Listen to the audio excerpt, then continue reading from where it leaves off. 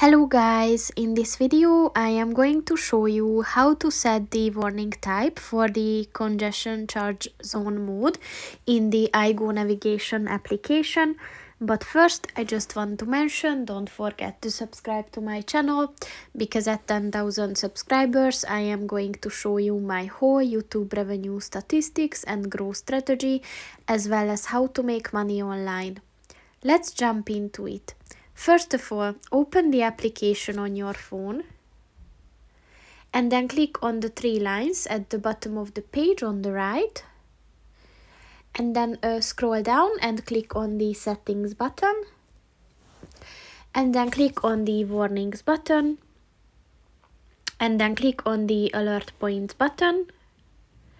And if you enable the alert point warnings section, then just click on the alert types button, and then click on the congestion charge zone button, and then click on the warning type button, and just choose the function or the mode that you want to use with this. So that's pretty much it for this video, guys. See you in the next one.